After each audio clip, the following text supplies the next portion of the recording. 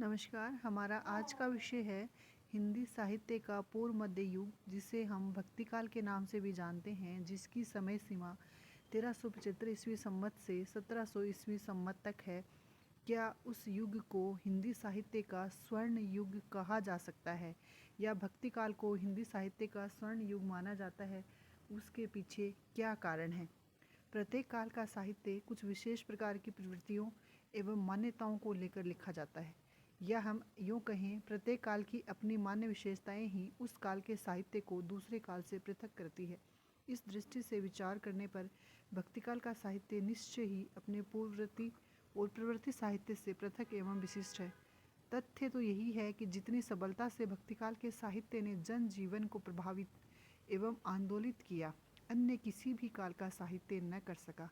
इसकी यह विशेषता सर्वाधिक महान और ग्राह्य है। वास्तव में भक्ति साहित्य ने भारतीय जनमानस को जीवन का एक नया आलोक प्रदान किया। इसे आशा आकांक्षा से भरा जीवन जीने की कला सिखाई, मन, बुद्धि और आत्मा को समान रूप से रसान्वित कर एक विशिष्ट संतुष्टि प्रदान की। महान साहित्यकार डॉक्टर हजारी प्रसाद द्विवेदी जी कहते हैं, या हिंदी साहित्य के इस मध्ययुगीन काव्य के लिए वो कहते हैं कि समूचे भारतीय इतिहास में अपने ढंग का अकेला साहित्य है भक्तिकाल, और इसी का नाम भक्ति साहित्य है। यह साहित्य नहीं अपितु एक नई दुनिया है। इसके अतिरिक्त डॉक्टर श्याम सुंदर दास ने तो भक्ति साहित्य रचे जाने के काल को स्वर्ण युग नाम से संबोधित करते हुए लिखते हैं कि जिस युग में कबीर, जायसी, तुलसी, सूर जैसे सुप्रसिद्ध कवियों और महात्माओं की दिव्य वाणी उनके अंतःकरणों से निकलकर देश के कोने कोने में फैली थी, निश्चय ही वह हिंदी साहित्य का स्वर्ण युग था। इस प्रकार मध्ययुगीन साहित्य का पूर्व मध्य युग भक्तिकाल नाम से जो जाना जाता है। भक्तिकाल शब्द अपने प्रतिपादक को स्पष्ट करने वाला है, अर्थात इस युग में भक्तिपरक रचनाओं की प्रधानता रही है। इसका हम अध्ययन सगुण तथा निर्गुण काव्य के माध्यम से पूर्व के कुछ व्याख्यानों में कर चुके हैं। कुछ विद्वानों ने इस काल को हिंदी साहित्य का स्वर्ण युग कहा है। उनकी दृष्टि में हिंदी काव्य का श्रेष्ठतम अंश इसी काल में उपलब्ध होता है, अथवा साहित्य का श्रेष्ठ अंश या साहित्यिक दृष्टि से जो श्रेष्ठ रचनाएं हिंदी भाषा में लिखी गई, वह इसी मध्ययुगीन या भक्तिकालीन साहित्य में रची गई हैं। वस्तुतः निर्गुण और सगुण धाराओं में प्रवाहित होने वाला वह काव्य गुणवत्ता और परिणाम दोनों ही दृष्टियों से अत्यंत ही समृद्ध है। काव्य विधाओं के आधार पर भी इस काल को हम अन्य कालों के काव्य से अधिक समृद्ध पाते हैं। इस समय के काल के लिए स्वर्ण युग शब्द का प्रयोग किया गया था। तब उसी रचनाओं को आधार बिंदु बनाकर अनेक विद्वानों ने स्वर्ण युग नाम से इस युग को अभिहित किया है। कोई काल स्वर्ण काल है या नहीं, इसका सीधा सा अभिप्राय है उसके योगदान का सापेक्ष रूप से सर्वोत्तम सिद्ध होना, और यह बात हिंदी साहित्य के इस मध्ययुगीन साहित्य में पूर्ण रूप से सटीक बैठती है। इसी प्रकार हम इस युग को हिंदी साहित्य का स्वर्ण युग कह सकते हैं, क्योंकि इस युग में जो भी साहित्य रचा गया, चाहे वह निर्गुण काव्य धारा में संत काव्य धारा या प्रेम काव्य धारा के रूप में रचा गया हो, या सगुण काव्य धारा के रूप में राम भक्ति काव्य धारा या कृष्ण भक्ति काव्य धारा के रूप में रचा गया हो, उच्चताओं की दृष्टि से यह काव्य महत्वपूर्ण माना जाता है। इसीलिए इसे स्वर्ण युग नाम से अभिहित किया गया है।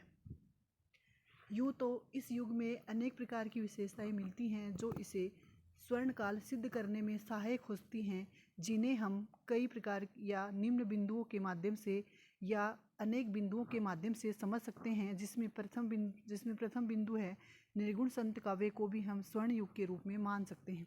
भक्तिकाल का प्रारंभ निर्गुण संत काव्य से ही होता है। इस धारा के कवियों में उन संत कवियों का स्थान है जिन्होंने एकेश्वरवाद में आस्था व्यक्त करते हुए निर्गुण निराकार ईश्वर की भक्ति का संदेश दिया। भक्ति के क्षेत्र में ये संत कवि भारतीय निर्गुण भावना के समीप होते हुए भी अद्वैत दर्शन के प्रतिपादक थे। सामाजिक स्तर पर इन संतों ने पाखंडों एवं अंधविश्वासों का पूरी दृढ़ता के साथ खंडन किया है। इसके पश्चात समन्वय की दृष्टि हमें संपूर्ण भक्तिकाल में दिखाई देती है, जिसका अध्ययन हम तुलसी की एक समन्वयवादी दृष्टि अथवा क्या तुलसी लोक नायक थे के व्याख्यान में भी की है।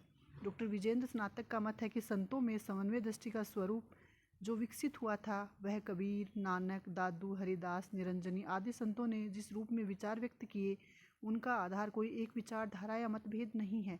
अद्वैतवाद, वैष्णव की भक्ति भावना, सिद्धों नाथों की सहज सरल साधना आदि का जिस पद्धति से इन्होंने समन्वय किया था वह सर्वजन्म सुलभ थी। फलतः है सामाजिक स्तर पर भी इनका जो समन्वय का भाव है वह सर्वजन के लिए पूर्ण रूप से ग्राह्य बन चुका था। इसके अतिरिक्त अटूट आस्था व भक्ति भी इस युग के या भक्ति काल के साहित्य की प्रमुख विशेषता मानी जाती है। इस युग के संत कवि ईश्वर की सत्ता और सर्वशक्तिमान में अटूट विश्वास रखने के कारण अत्यंत निर्भीक, स्पष्टवादी, साहसी और सत्यवादी थे। किसी भी धर्म की आस्था धारणाओं का खंडन करते समय इनके मन में भय का संचार नहीं होता था। कबीर ने तो स्पष्ट शब्दों में कहा था कि मैं चौराहे पर सिर पर कफन बांध के खड़ा हूँ, सत्य को प्रकट करते समय मुझे किसी का भय नहीं है। जिसमें सत्य को प्रकट करने का साहस हो वह मेरे साथ आए। ऐसे क्रांतिकारी विचारों का उद्घोष करना उस युग में ही संभव हो सका, यह आश्चर्य की बात नहीं है। इसके अतिरिक्त सहज भाषा का प्रयोग भी भक्तिकालीन साहित्य में हमें दिखाई देता है।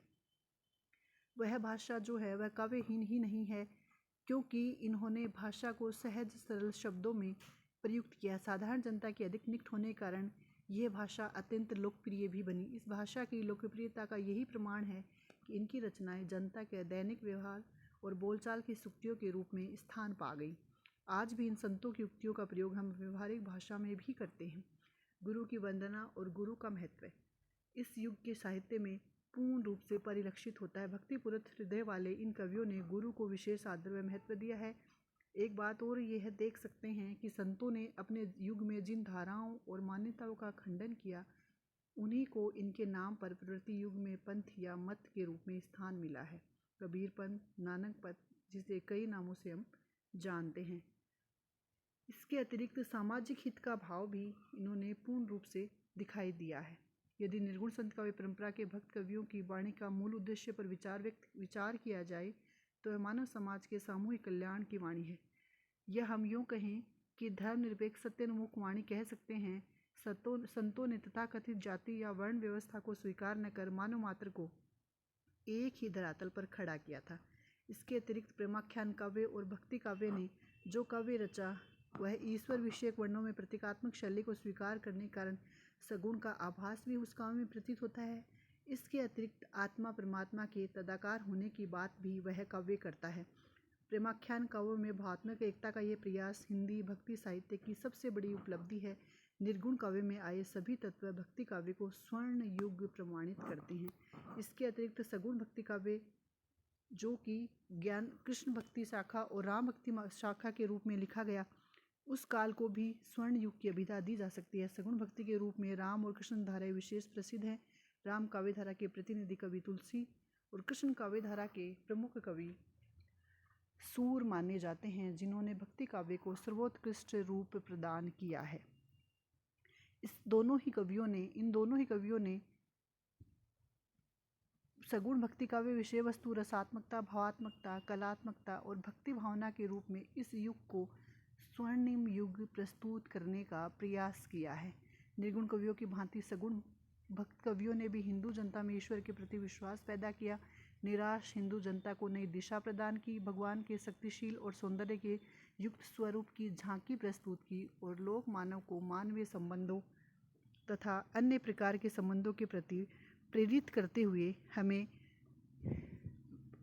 ईश्वर के प्रति अटूट श्रद्धा व विश्वास भक्ति रखने हेतु प्रेरित किया। काव्य शिल्प की दृष्टि से भी सगुण और निर्गुण दोनों ही श्रेणी की कवियों ने इस काल को भक्ति युग ही नहीं अपितु स्वर्ण युग के निकट लाने का सार्थक प्रयास किया है। संक्षेप में हम कह सकते हैं कि भक्तिकाल का साहित्य अपनी अनेक विशेषताओं के कारण और कलात्मकता और भावात्मक सौंदर्य के कारण ही नहीं अपितु भाषा की सरसता और लोकहित की दृष्टि से स्वर्ण युग की अभिधा से मंडित करने योग्य है। अतः कह सकते हैं कि हिंदी साहित्य का पूर्व मध्यकाल निश्चय ही स्वर्ण युग था, जिसमें भाषा, भाव, अलंकार के कौशल के साथ साथ मानव जीवन के हित का स्रोत भी प्रवाहित हुआ है। अतः काव्य शास्त्रों की दृष्टि से रचनाओं की उच्चता, कवियों की उदारता, लोक रंजन पक्ष, भाव पक्ष की सबलता आदि सभी दृष्टि से भक्ति काल चरम उत्कर्ष का काल रहा है। अतः हम इसे हिंदी साहित्य का स्वर्ण युग कह सकते हैं।